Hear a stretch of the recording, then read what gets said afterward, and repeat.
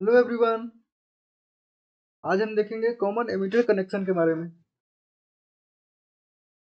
Common emitter में emitter जो होता है हमारा कॉमन होता है और बेस क्या होता है? बेस की तरफ हमारा इनपुट कनेक्शन होता है और कलेक्टर की तरफ हमारा आउटपुट कनेक्शन होता है। बेस और एमिटर के बीच में जो हमारा वोल्टेज है और जो करंट होता है वह इनपुट कैरेक्टरिस्टिक को दिखाता है। और कलेक्टर और एमिटर के बीच में ये जो आप देख रहे हो वो हमारा आउटपुट कैरेक्टरिस्टिक को शो करता है। ठीक है, ये जो पैरामीटर है ये पैरामीटर हमें आउटपुट कैरेक्टरिस्टिक शो करता है और इस तरह के जो पैरामीटर है वो हमें इनपुट कैरेक्टरिस्टिक को शो करता है। और इन दोनों में ये मेरा एमीटर जो है वह कॉमन है, इनपुट में भी और आउटपुट में भी। ठीक है, इसलिए इसको हम कॉमन एमीटर कहते हैं। Is it clear? तो समझते हैं। In this circuit in this circuit arrangement input is applied between base and emitter. Input apply कहाँ होता है? इनपुट जो अप्लाई होता है वो बेस एवं एमीटर के बीच में होता है और output is taken from collector and emitter. Output is taken from collector and emitter और input is between base and emitter. Base, this is base and this is emitter. Base and emitter के बीच में हमारा input apply होता है और collector और ammeter के बीच में आउटपुट अप्लाई होता है। ठीक है, here emitter of the transistor is common to both input and output circuit and hence the name common emitter circuit. In this circuit आपको दिखाई दे रहा होगा कि एमीटर जो है बेस और कलेक्टर के बीच में जो कॉमन का काम कर रहा है।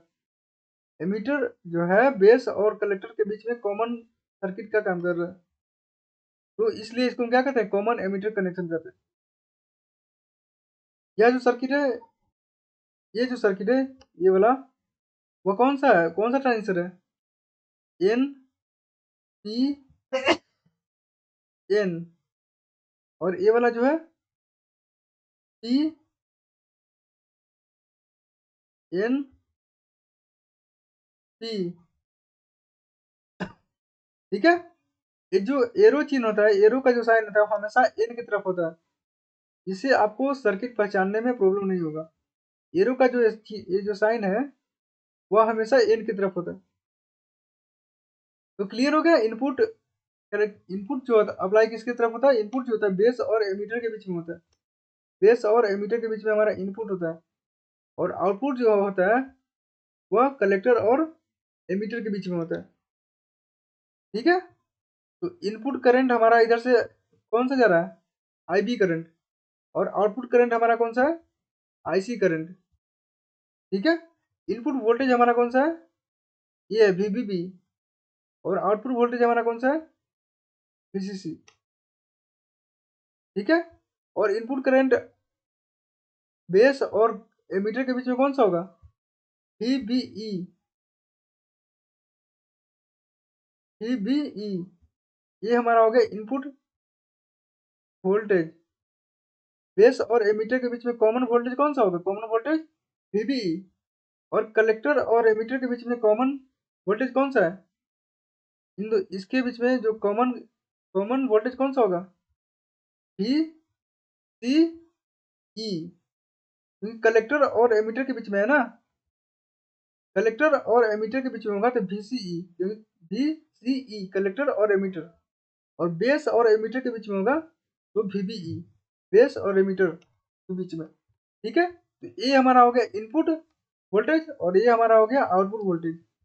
और आईबी जो है हमारा, आईबी जो है वो हमारा हो गया इनपुट करंट और आईसी जो है मेरा, आईसी जो है हमारा वह हमारा हो गया आउटपुट करंट। क्लियर है यहाँ तक? ठीक है, तो आगे चलते हैं। देखिए आगे, अब समझते हैं हम बेस करंट एम्पलीफिकेशन फैक्टर, इसको हम बीटा भी कहते हैं। बेस करंट एम्पलीफिकेशन फैक्टर को हम बीटा कहते हैं।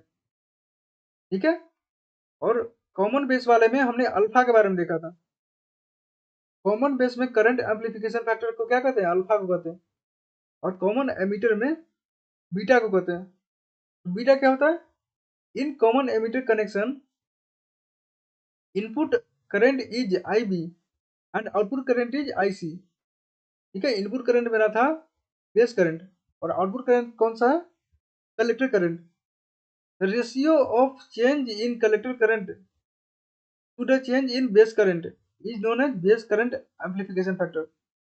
Ratio of change in collector current to the change in base current को हम क्या कहते हैं? Current amplification factor which is beta. क्या कहते हैं? Beta. Beta is equal to delta IC by delta IB, change in collector current by change in base current. ठीक है, इस एक्सप्रेशन को याद कर लीजिएगा। In almost any transistor less than 5% of emitter current flows as the base current. सारे के सारे ट्रांजिस्टर में 5% से भी कम या 5% जो एमिटर करंट होता है वो बेस के अंदर जाता है। बाकी सारे का सारा जो करंट होता है वो कलेक्टर की तरफ चल जाता है। तो अगर एमिटर करंट मेरा 5% है, बेस में जाता है, एमिटर करंट का 5% मेरा बेस में जाता है और 95% जो है, 95% जो है मेरा कलेक्टर में जाता है। 95% मेरा कलेक्टर में जाता है और 5% मेरा बेस में जाता है। तो बताइए बीटा की वैल्यू बहुत बड़ा होगा कि नहीं होगा? बीटा की वैल्यू बहुत बड़ा होगा। ठीक है, this therefore the value of beta is generally greater than 20 और रेंज इसका कितना होता है? रेंज होता है 20 to 500। 20 to 500 इसका रेंज होता है। ठीक है, 95% मेरा IC में जा रहा है करंट और 5% बहुत कम मेरा IB में जा रहा है। तो बीटा की वैल्यू लार्ज होगा ना। ठीक है, हमेशा 20 से बड़ा ही होता है और 20 और 500 के रेंज में होता है। 20 और 500 के रेंज में होता है। तो बीटा की वैल्यू याद रखिएगा हमेशा बड़ा होता है। अल्फा की वैल्यू जो होता है हमेशा 1 से छोटा होता है। 1 के बराबर कभी बहुत कम का चांस में होता है। 1 के बराबर तभी होगा जब बीटा की वैल्यू 0 होगा। तो बीटा का बोल रहा हूँ बेस करंट जब 0 होगा। बेस में कोई करंट नहीं जाएगा, सीधा सीधा जो एमीटर करंट है वो सीधा सीधा चल जाएगा कलेक्टर करंट में, तभी अल्फा की वैल्यू 1 होता है, नहीं तो हमेशा 1 से छोटा होगा। ठीक है, लेकिन बीटा की वैल्यू जो होता है वो अल्फा से बहुत ज़्यादा होता है। बीटा की वैल्यू जो होता है अल्फा से बहुत ज़्यादा बड़ा होता है। ठीक है, अब देखते हैं एक्सप्रेशन हम निकालते हैं बीटा का। बीटा का अल्फा में कैसे एक्सप्रेशन निकलता है उसको हम देखते हैं। तो बीटा इज इक्वल टू क्या होता है? बीटा इज इक्वल टू होता है del IC by del IB और अल्फा इज इक्वल टू होता है del IC by del I, जो हमने पिछले लेक्चर में देखा था। Alpha is equal to del IC by del I। ठीक है, तो देखिए हम जानते हैं जो हमारा एमीटर करंट होता है वो base current plus IC current के बराबर होता है। Emitter current is equal to base current plus IC current, मतलब कलेक्टर करंट। अब इसको हम चेंज इन डेल्टा I कर दिया। Change in emitter current is equal to change in base current plus change in collector current, और इसको हम इस तरफ लेके आ गए और इसको इस तरफ लेके आ गए। तो del IB is equal to del IB is equal to del I minus del IC।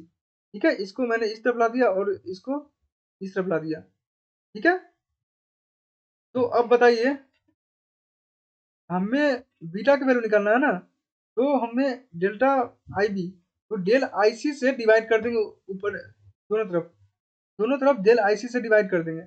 तो डेल IB में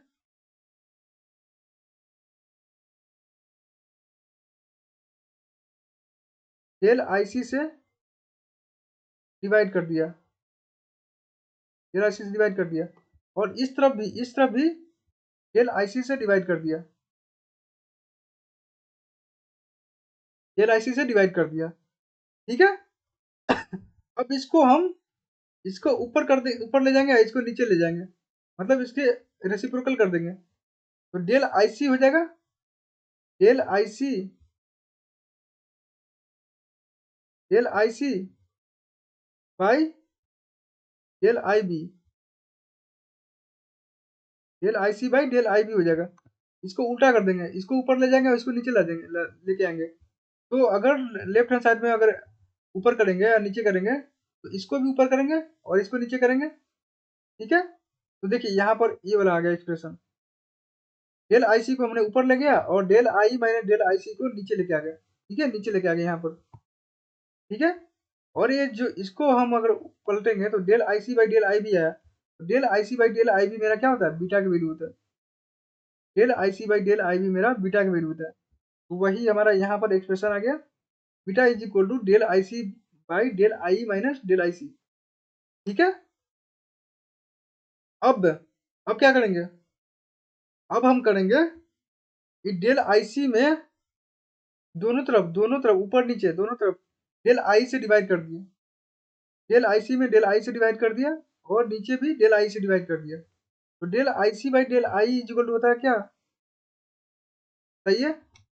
del I C by del I हमारा होता है अल्फा, यहाँ से देखिए यहाँ से ये आ जाएगा अल्फा की value, del I C by del I मेरा अल्फा हो गया और del I by del I मेरा कितना कट जाएगा, मतलब डिवाइड करेंगे 1 हो जाएगा, कैंसिल हो जाएगा एक दूसरे से, 1 हो जाएगा।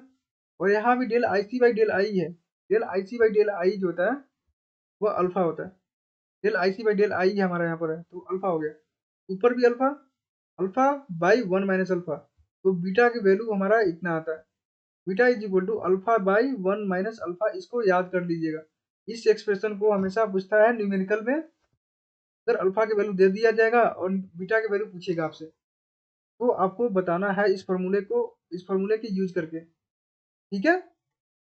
Beta is equal to alpha by 1 minus alpha,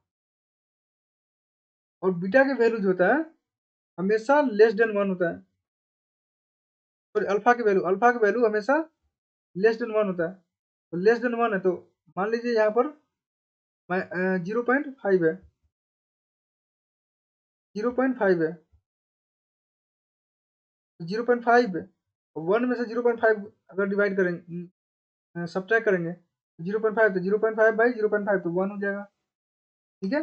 ऐसे निकालते हैं हम। तो देखिए it is clear that alpha approaches in unity, अगर अल्फा 1 को अप्रोच करेगा, अल्फा की वैल्यू अगर 1 होगा, अल्फा की वैल्यू अगर 1 होगा, अल्फा की वैल्यू अगर 1 यहाँ पर रखी इस फॉर्मूले में, इस एक्सप्रेशन में अल्फा की वैल्यू हम रखेंगे तो क्या होगा, अल्फा की वैल्यू 1 होगा तो 1 1 0, तो 1 अल्फा बाई 0 तो कितना हो जाएगा, इन्फिनिटी हो जाएगा। तो अगर अल्फा अप्रोच करेगा यूनिटी को तो बीटा जो है इन्फिनिटी को अप्रोच करेगा। In other words the current gain in common emitter connection is very high, जो बीटा है वेरी हाई होता है, बहुत बड़ा होता है। It is due to this reason that this circuit arrangement is used in about 90 to 95% of all transistor application. Common emitter circuit जो है 90 से 95% सर्किट में ट्रांजिस्टर में यूज होता है, ट्रांजिस्टर एप्लीकेशन में यूज होता है। यही रीजन है क्यों, क्योंकि इसका करंट एम्पलीफिकेशन फैक्टर जो है बहुत ज़्यादा होता है, करंट गेन इसका ज़्यादा होता है। करंट गेन ज़्यादा है इसलिए कॉमन एमिटर कॉन्फ़िगरेशन को हम सबसे ज़्यादा यूज करते हैं ट्रांजिस्टर एप्लीकेशन में, ठीक है। ऑलमोस्ट 90 to 95%, आप 90 to 95% ट्रांजिस्टर एप्लीकेशन में हम यूज करते हैं इसको, कॉमन एमिटर को। क्लियर है। अब देखिए सेकेंड एक्सप्रेशन है हमारा expression for collector current. Collector current का एक्सप्रेशन क्या है, in common emitter circuit IB is the input current and IC is the output current. तो I is equal to IB plus IC हो गया, और IC is equal to हमें पता है कि alpha I plus IC BO होता है, जो हमने कॉमन बेस वाले में इस एक्सप्रेशन को निकाला था। IC is equal to alpha I plus IC BO, ठीक है। तो I के जगह पर हम IB प्लस IC रख दें, I की जगह पर IB प्लस IC हमने पुट कर दिया, ठीक है। तो ये हमारा आ गया एक्सप्रेशन, ठीक है। अब इसको हम इधर ले जाएंगे लेफ्ट हैंड साइड में, तो IC कॉमन हो जाएगा और 1 माइनस अल्फा मेरा इधर आ जाएगा, और अल्फा IB और ICBO, ठीक है। इसको मल्टीप्लाई कर दिया और इसको मल्टीप्लाई कर दिया और इसको मल्टीप्लाई करके इस तरफ मैंने ले दिया, इस तरफ ला दिया, तो अल्फा सॉरी आईसी कॉमन लिया तो 1 माइनस अल्फा आ गया, आईसी को कॉमन लिया तो 1 माइनस अल्फा मेरा इधर आ गया, और अल्फा आई बी प्लस आई सी बी हो। अब आईसी का एक्सप्रेशन निकालना तो 1 माइनस अल्फा को इधर डिवाइड कर दिया दोनों तरफ, ठीक है। तो आईसी इज इक्वल टू हमारा आ गया, आईसी इज इक्वल टू हमारा आ गया कितना, alpha by 1 minus alpha into I B plus 1 by 1 minus alpha into I C B. और अभी हमने देखा था कि अल्फा बाई 1 माइनस अल्फा क्या होता है, बीटा होता है, बीटा होता है ना। तो I C is equal to beta time I B plus 1 by 1 minus alpha time I C B हो जाएगा। और अगर मैं आई बी को जीरो कर दूं, जो बेस करंट है हमारा, बेस करंट अगर जीरो हो जाएगा तो क्या होगा, तो the collector current will be the current to the emitter. तो सारा का सारा जो कलेक्टर करंट है वह एमीटर करंट के बराबर हो जाएगा। जितना एमीटर करंट है वो सारा का सारा चला जाएगा कहाँ, कलेक्टर करंट में, कलेक्टर में चला जाएगा, ठीक है। एमीटर से सारा करंट जो है कलेक्टर में चला जाएगा, क्योंकि बेस करंट हमारा जीरो हो गया, ठीक है। This is abbreviated as ICEO. अगर इसको मैंने जीरो कर दिया तो 1 by 1 minus alpha into ICBO को हम क्या कहेंगे, उसको हम कहेंगे ICEO, common emitter when open base circuit, when open base circuit, ठीक है। इसको हम क्या पढ़ेंगे, इसको क्या हम रीड करेंगे, common emitter when base is open, base circuit is open, ठीक है। आईसीईओ क्या कहते हैं, common ammeter current when base circuit is open, base circuit हमारा ओपन है तो ये जीरो हो जाएगा। तो इस एक्सप्रेशन को हम कहते हैं ICEO, ICEO, ICEO is equal to 1 by 1 minus alpha into ICBO, ठीक है। तो देखिए अब substituting the value of 1 by 1 minus alpha ICBO into, तो हम आईसीईओ कर दिया, तो इस जगह पर मैंने आईसीईओ रख दिया। बताइए इस एक्सप्रेशन आएगा ना ऐसा, अल्फा बाई 1 माइनस अल्फा को बीटा हम लिख दिए, और आई बी के जब आई बी, और 1 by 1 minus alpha into ICBO को हमने आईसीईओ मान लिया। क्यों, क्योंकि जब बेस करंट मेरा जीरो होगा तो 1 बाई 1 माइनस अल्फा आईसीबीयू को हम आईसीईओ कहते हैं, ठीक है। तो इसके जगह पर मैंने आईसीईओ रख दिया। तो IC is equal to beta time I B plus ICEO. इस एक्सप्रेशन को याद कर लीजिए, कलेक्टर करंट का एक्सप्रेशन हमारा है in common emitter circuit. Common emitter circuit में कलेक्टर करंट का एक्सप्रेशन क्या होता है, beta time I B plus ICEO. और बीटा इज इक्वल क्या होता है, beta is equal alpha by 1 minus alpha, alpha by 1 minus alpha, ठीक है। तो आशा करता हूँ आपको यह लेक्चर आपको समझ में आया होगा, ठीक है। अगले लेक्चर में हम इनपुट एंड आउटपुट कैरेक्टरिस्टिक के बारे में देखेंगे, इसका कॉमन एमीटर का, ठीक है। Thank you.